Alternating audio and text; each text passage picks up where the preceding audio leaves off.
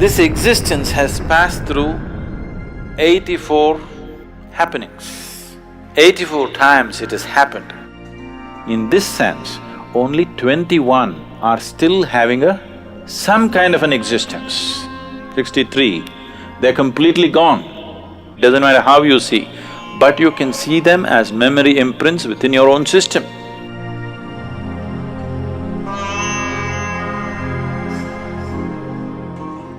"84 is a significant number today in our lives, whether we are aware of it or not. Why 84 is significant is, this existence has passed through 84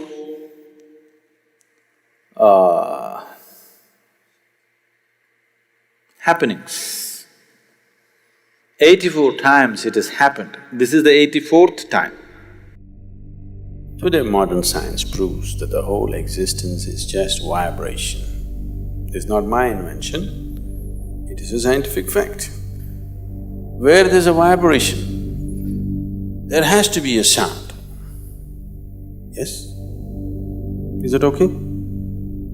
I'm trying to go logically step by step. There are other ways to go.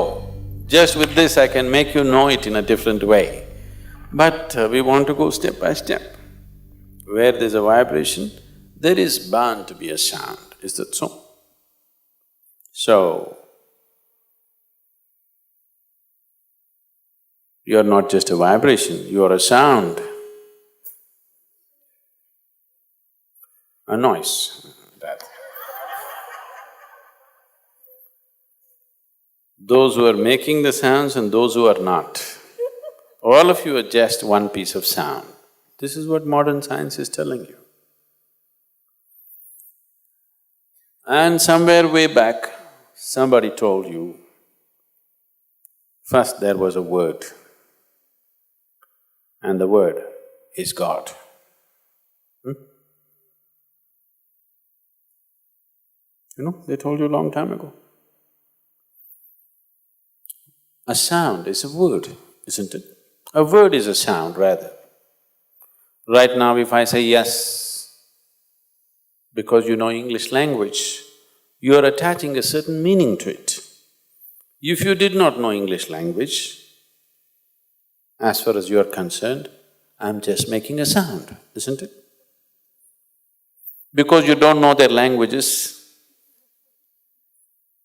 you are thinking they're making some crazy noises? No, they're saying something.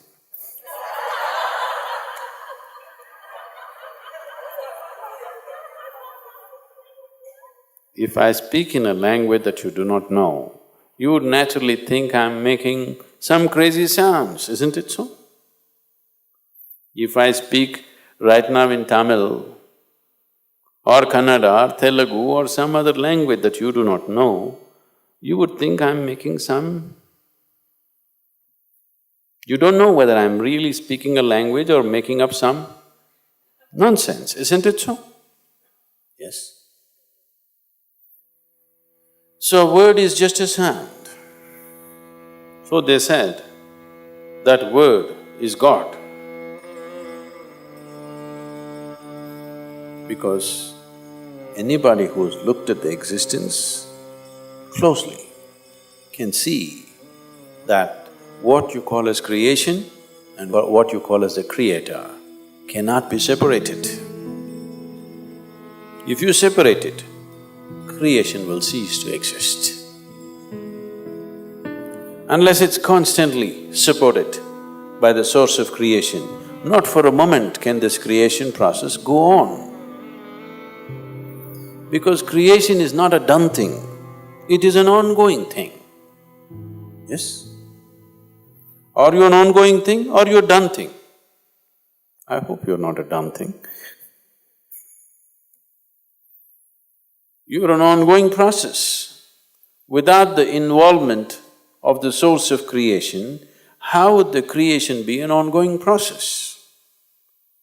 It is constantly involved, it cannot be separated. So it is because of this, they said, first there was word. That means from total, unmanifest existence, when it began to manifest, the first thing that happened was sound. Even the scientists agree it was a big bang. A bang means a sound, right? In India, it's very beautifully expressed. The first and only one god who existed in that part of the world was Rudra. Rudra literally means one who roars, a roarer. So why they called him Rudra is, that is the beginning of creation, because it's a roar. The scientists call it a bang. Now, the scientists are withdrawing that bang theory, that one big bang theory, and they're saying there were a series of bangs. So one very popular physicist right now, who's written very popular books, recently he wrote a book, I didn't read this, I met him he wrote a book called Endless Universe. Yes, Endless Universe. Always science has believed that everything has a beginning and an end. Now physicists are talking about an endless universe. The yogic system has always been talking about an ever-expanding universe. For the first time, top-level physicists are beginning to recognize that there is no beginning and an end, it is an endless universe. It is a popular theory going on right now among the scientific community that universe may be endless. So when I was in conversation with him, I asked him, is it possible that it was not a bang, but it was a roar, a continuous roar? He thought about it, he looked at many things and then he said, it's possible. Maybe it was not just a bang, it was a roar. It didn't happen in one instant, it roared for a certain length of time and slowly creation began to happen. So the first form, the first god was known as the roarer. Rudra means the roarer. So I asked, how many times do you think he could have roared? He said, we cannot say. We cannot say because we have no way of knowing how many times, but obviously he's roared more than one time. Then I said, someday if your research takes you there, keep this as a guide point. He has roared 84 times. He asked, how do you know? On what basis are you saying? I said, by looking into my system, I'm saying, creation has roared 84 times. And it will roar further, many more times. A maximum of 112 times it will roar. When it roars the last time, then there will be no beginning and end, it'll be a perpetual creation. That's too far, but I told him, you hold this 84 as some kind of a guidepost and you have machines and mathematics. I didn't learn 1 + 1 how much. You learned all those things, you work on this someday. Someday if you arrive at a number, you will arrive at this number, it will be 84. How is this possible, he asked. I said, see, if you cut a tree today, people look into the rings of the tree and talk about, in the last 1,000 years, when a drought happened, when excessive rain happened, when a fire happened, everything, right? If you cut into this system with your awareness, the very history of this creation is written into this one. 84 times the creation has roared. We are in this 84th roar. What has happened as a result of that 84th roar is where we are. Out of the 84 creations that have happened, 83 have happened, this one is happening. Out of these, as creation is happening, ongoing, the dissolution also is ongoing. So the dissolution process started for some creation and they started dissolving and dissolving and dissolving. Out of this, only 20 are still in the process of dissolving, in different levels of dissolving. The others are completely obliterated. Except you can look at them in your awareness, looking at this creation because in some way it contains the residue or the experience of all that. Just as you carry your experience of life into everything that you do, the process of creation also has been carrying the experience of every creation into the next one and the next one, though they're completely different. Though they may be completely different. Say, you went to school and played soccer, and that was 25 years ago. Now suddenly it happened, you were 45 years of age and a burglar entered your house. When a burglar enters your house, you are not going "Kya!" like this. You will go like this.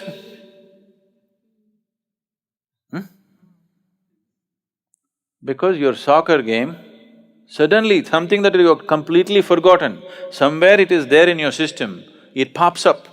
You kick the burglar like a soccer ball, not like a karate kick or a kalaripaitu kick or something else. So the experience, you might have played soccer just for a month, maybe 3 months, but that experience, somewhere the residue of that experience is still ingrained in you and it finds expression somewhere else in a completely unrelated space. This is the way you're growing all the time. This is what we're calling as karma. So this is the individual karma, what we're talking about. But there is a universal karma, there is a karma of the creation itself. Because creation itself is a karma, isn't it? The act of creation, is it not an act? Act means karma, it is a karma. The residue of that karma is always moving into the next phase of creation and the next level of creation. Like this, totally 84 creations have happened or 83 have happened, 84th is on. In that, the older ones have managed to completely dissolve, they only exist in terms of experiential imprint in the next one, but they don't have a living status. But the 20 behind this are still having different levels of living status. Some are become very, very wispy, some are little stronger, some are little stronger, some are almost real, like this. They're almost like this, but they're in the process of dissolution. Their active process of creation is not happening, that's all dissolution means. See, right now what death means for you is, when you're a child, the number of new cells that you're producing, if let's say in a year you're producing 100 billion cells, when you become 35, it is dropped a little bit. When you become 45, it's dropped a little bit. When you become 55, it's dropped further. When you become 75, it's dropped further. A time comes when what you're producing and what is dying is more than what you're able to replace. So this is how old age is happening. Exactly the same process is happening with the creation. The dissolution is always happening. Even here, dissolution is always happening, but new creation is happening, so it's vibrantly on. That new creation dwindled and stopped. So over a phase of time, over a period of time, this just went down. Only dissolution started happening and then after some time, only memory imprints are left. No living imprint is there. So in this sense, only 21 are still having some kind of an existence. The other remaining, 63, is it? 63, they're completely gone. You cannot see them anywhere, it doesn't matter how you see. but you can see them as memory imprints within your own system, because that imprint and that experience is still here. This one is the real thing. Everything else, in receding order, they're active. In this, there are two. In the current one, there are two. One is the physicality, which carries the memory of everything. Another is the source of creation, which is the basis of the future. Either you can let your past become the future. When you allow your past to become the future, we look at you and say, it's her karma. When we say it's her karma, what it means is, she's allowing her past to be her future. There is no fresh possibility in her. That's what it is. When we look at someone and say, karma, we are just saying, they are allowing their past to become their future. There is no future for them really. It will repeat itself. So when you say, I'm working on a spiritual path, what you're trying to say is, on one level, the statement that you're making is that you do not want your past to repeat as future. You do not want your life to be cyclical. You want your life to go forward. You don't want to be part of the cycle. The last chant that you were singing just now is Punarapi Jananam Punarapi Maranam, means this cycle, I want to break it somehow. Because once you get into a cycle, once you get into a circular moment, you are not going to go anywhere. If you say somebody is going in circles, what does the expression mean to you? It simply means he's not getting anywhere, isn't it? So when we say, it's his karma, that's what we're saying. He's not going to get anywhere because on the circle, he thinks it's a new journey because he has very short memory. Everybody is in a state of dementia. What is before his mother's womb or what is in his mother's womb also he does not remember. They are in a state of dementia, so the circle looks new. Every time they go through it, it looks new. They are like animals in a loop, in a circus they put animals on the loop. This is just like that. In India, particularly in the yogic culture, probably it's there in somewhere in the… maybe it's in the Yoga Sutras itself, this example. They are compared to the bullocks at the oil mill. What they do to the bullocks in the oil mill is, they blind them, that means they blindfold them. They tie something over their eyes or they tie everything like this and just leave this. And it's on an oil mill. As far as the bullock is concerned, it thinks it's going somewhere. It's like you go on a treadmill, it feels like you're going somewhere, but you're not going anywhere. That is karma. So, this dimension that you're looking at right now is in two levels. One has happened, another is happening. So the 83 of them have happened.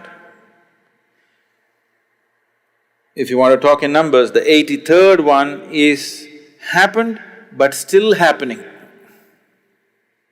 In a residual way, it is still happening. Your birth has happened. Is it happened? Your birth happened, but still happening, isn't it? Your death also has happened, but still happening. You know what I'm saying? Your death is a foregone conclusion, isn't it? It's already happened. The moment you were born, your death happened. First step towards your death happened, but still happening. You're waiting for it to be complete, or you're wanting it to be delayed. But it is happening, isn't it? And it's already happened. So, there's another dimension within you for which the birth has not happened, nor will the death happen to it. Only if you touch that dimension, you have something called as a future. Otherwise, you have just karma. Karma means you're repeating your past as future. You may be changing the color, you may be changing the style of how you do it, but still the same stuff, nothing different. Same stuff, what the caveman was doing, you're still doing the same stuff. Style and capability might have changed, but it's the same stuff, isn't it so? This is like anchor. This is an anchor. You've thrown an anchor and you're trying to move your boat. At the most, it can only go in circles, isn't it? So we are trying to pull in the anchor or cut the rope which holds us to the anchor so that next time we power, it will go away. So the whole spiritual sadhana is based on this, that you want to become free. Free does not mean you have to forget, but you have to become free from the memory which rules you. And the memory is not just in your mind, every cell in your body carries memory. This much is very clear to us through genetic science and other things. You are carrying the memory of your forefathers and you're still behaving like them, you're still having a nose like them. Look at this. Unless you had a nose job done recently. Yes? There are many symbols or there are many aspects in the body which clearly say that the memory of these 84 creations are still there in your body. It is there in every atom in the existence. So what you're trying to cleanse is, you want to cleanse it from the memory because this memory binds you. This memory gives you a sense of belonging, at the same time this memory binds you, it doesn't let you go. So when you do sadhana, you're trying to cut everything because without cutting that, without cutting your anchor, you're not going to move ahead. So why this memory is holding me back? It is that memory which has given integrity and stability to your body and the structure of who you are right now. Without that, without this memory, this body couldn't be created. Without the memory of a single-celled animal being within you, without all that information being carried through the evolutionary process and you sitting here, without that memory, this body cannot be structured and held together. So memory is not your enemy, it is just that you don't know how to hold it. You are into it, that's a problem. You are into it, now you want to get out of it, you want to make use of the memory, but you don't want to be used by your memory. That is spiritual sadhana. You want to have a future which is different from your pasts.